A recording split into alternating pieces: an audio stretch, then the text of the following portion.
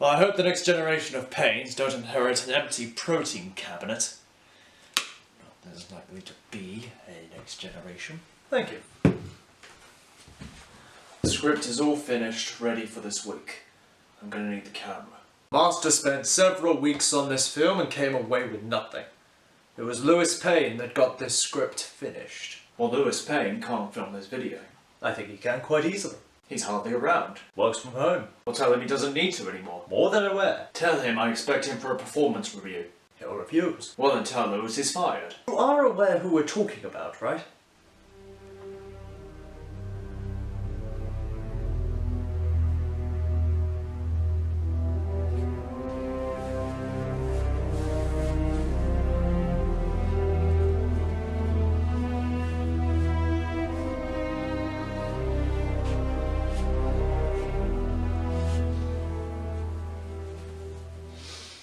Zack Snyder had a very difficult time with DC. While production on Man of Steel went fine, it left viewers divided on a general consensus, some loving it, others hating it. That animosity only grew with Batman vs Superman, with creative differences and goals leading to a strained relationship with Warner Bros. Executives, meaning that unfortunately when tragedy struck, and because executives are a superstitious, cowardly lot, they replaced Snyder with Joss Whedon and put the kibosh on the planned Snyder-verse, only for the backlash to be enough for Snyder to complete his vision, finally, on HBO Max. And while I'm not a big proponent for the Snyder-verse or anything, it is still commendable how he was still able to see through his vision at a time when many would probably have just walked away. And despite him focusing this universe on where it should be with the Man of Steel, I still hold this hypothesis.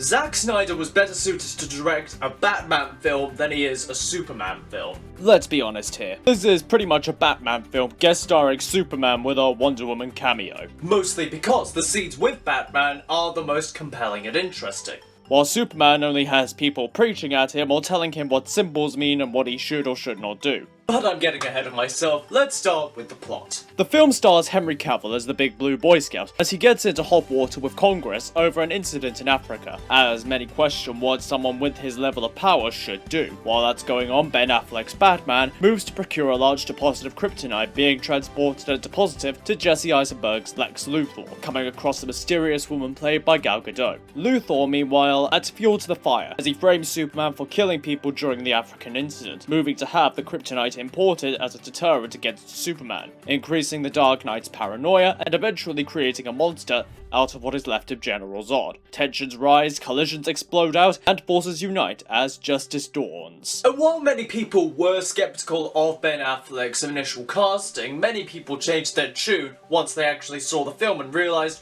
he's the best part of it. But while I agree, it's not always for the same reasons. He is the best translation of the character in terms of look, brutality, and levels of paranoia. We need to be prepared for the worst. Always. But what sold me was this. When he and Clark Kent first meet, and Kent starts giving him more difficult questions, he slowly looks up with a momentary anger before switching back to Playboy Bruce Wayne. In that moment, Batman shone out of the mask of Bruce Wayne. That is a moment I'm not sure was directed. I think that was all Affleck. That balance between the vigilante and the Playboy really showed here and I loved it. But enough about acting, let's talk character.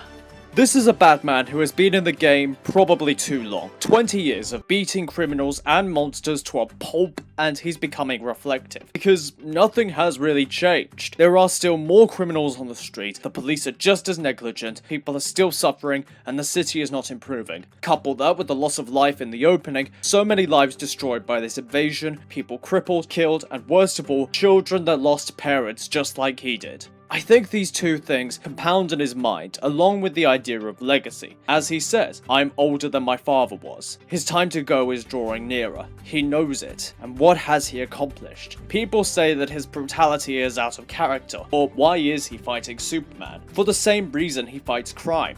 The mission. His vow. It hasn't changed. The stakes only have. More criminals than ever on the street who need to feel fear. But not just any fear. Fear for their lives.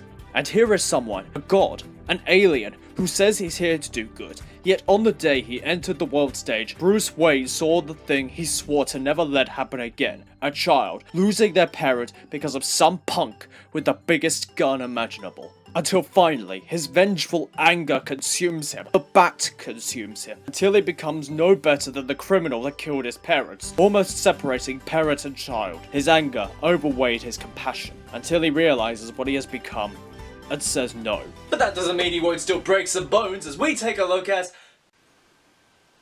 The groomer is still at DC. Nothing's changed. The executives are the same no matter the face. No matter how many scripts you write, you are never very good at burying the lead. This isn't just another YouTube video, what is it really? It's an out. A method for the old actors to come back, possibly even for Gunn to leave. You're going to go to war. That son of a bitch brought the war to us. I mean, Jesus, count the amount of goodwill squandered. He has the power to wipe out the entire DC universe, and if there is even a 1% chance that Cavill and the others can return, we have to take it as an absolute certainty. I don't think that's how that works. Whatever. I'm gonna carry on the video. Be sure that we're ready.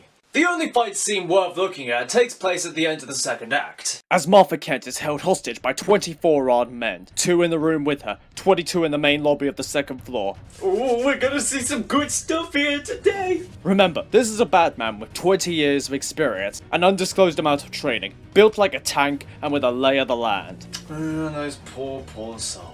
That's one already out with a blast through the floor, as Batman attaches mini explosives to the rifles, disarming them before hoisting one guard up with a grappling wire through the thigh, probably severing a major artery. He then drops down from the rafters and pins this guy's arm, letting him shoot out into the room using up ammo, before throwing him aside, before then grappling into another guard's shoulder, punching him into the hole in the ground. 3 men down. Another guard enters with a grenade, but Batman roundhouse kicks the hoisted guard into him, disorienting him as the grenade explodes. 4. Batman then strikes another guard in the rib, uppercuts one, and then pins the arm of a knife-armed guard, in a risky way that is probably not to be recommended, body slamming him hard. 6. He then knocks out another guard on a crate, vaulting said crate into an 8th. One guard gets lucky and he shoots the grappling gun out of Batman's hand. That's or he just got Batman's undivided attention. Batman holds onto guard number 9's belt line as he strikes another guard, but either his preparation shows or his sloppiness, as his armor blocks a knife strike from another guard. Either way, heightening the scene as it showcases what's more realistically going to happen in a 1v group scenario. Anyway, Batman hammer strikes guard number 9 in the face, for striking 2 guards at once, blocking with both arms, which would serve to set up a pin and strike, but instead he headbutts number 10 in the nose, elbowing number 9, blocking 2 knife strikes with his gauntlets, finally pinning the arm of number 11 as he strikes number 10 with a back fist, breaking the arm of number 10, kicking the knee out of 12, moving on to block the knife strike of 11, front kicking 9 away as he stabs 11 in the thigh, uppercutting 10, countering and straight punching 9 and knocking out 11. 12 is back for more as Batman brings him to the ground, but unlucky number 13 has come in with a handgun to the back of the head. Unfortunately, Batman came with his magic bullet stopping cowl, as Batman throws number 13 to the ground and breaks his arm, but it seems 9 and 10 just won't quit as they coordinate to front kick Batman while also pulling him by the cape. Something I'm surprised has not happened before. Batman blocks several knife strikes, elbows 9 but is kicked again by 10, while 9 successfully stabs him in the shoulder, earning him special treatment. 10 is kicked off his feet in a way I'm not sure on working, while 9 receives a knee to the face and his own knife to the shoulder. 10 comes back with a punch to the back of the head, but Batman counters and straight punches him, sweeping him underfoot before finally throwing him through some drywall, finishing off by putting the fear of bats into the last guard standing.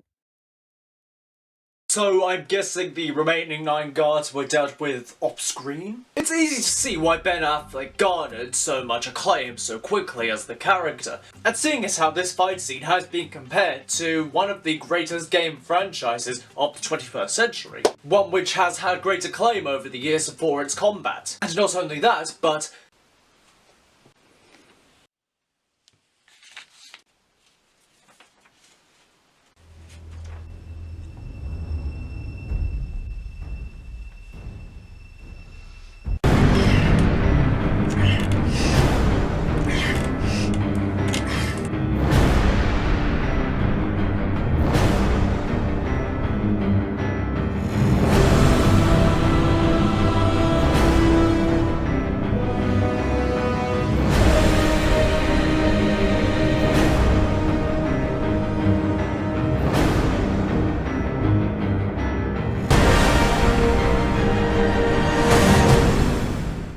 But it's after this fight scene that the film loses it. By this point, the story is done. If it ended here, it would be on a satisfying note, but it doesn't, as we get at least another hour of Batman, Superman, and Wonder Woman fighting Doomsday, resulting in Superman dying. It's like they've already served lasagna, but then have decided to serve with it roast chicken. This third act belongs in its own movie. Call it The Trinity, where we see the three of them unite against Doomsday. The focus is on Batman and Superman fighting Lex Luthor, so keep it there. Why don't they fight him instead? Instead of Lex being all, now the devil will do it, how about if instead he's all, the bat has failed, so now man will do it instead? After all, Lex is the biggest narcissist in the world, of course he would think he's the best example of man. Put Lex in his power suit, say he had more kryptonite he was keeping secret from the Metropolis ship, used Zod's DNA to make a performance enhancer, have Batman and Superman unite to stop him, and put him in jail, mutually agreeing to help the other if needed, movie over. Then we would have had Wonder Woman's film to set her up before the three of them come together and we get the Justice League. I'm wondering actually if this whole third act was actually something mandated by Warner Brothers. As before this, we were going along at a leisurely pace, a nice cruise, taking in the scenery, a pleasant drive. Only suddenly we have to rush to get to the death of Superman. I mean, considering how the theatrical cut mandated the removal of a necessary half hour when this film was clearly made to be 3 hours long, that would not surprise me. It seems that Warner Brothers have a history of mishandling these characters, but not for long.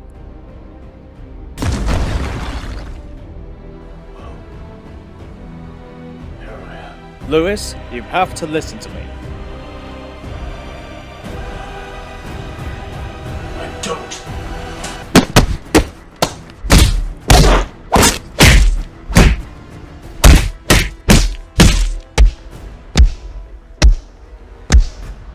Does that mean he's not coming on then?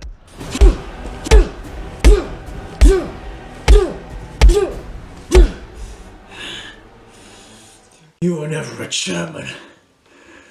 You were never even a producer. You're letting them fire Michael. Need to save Michael.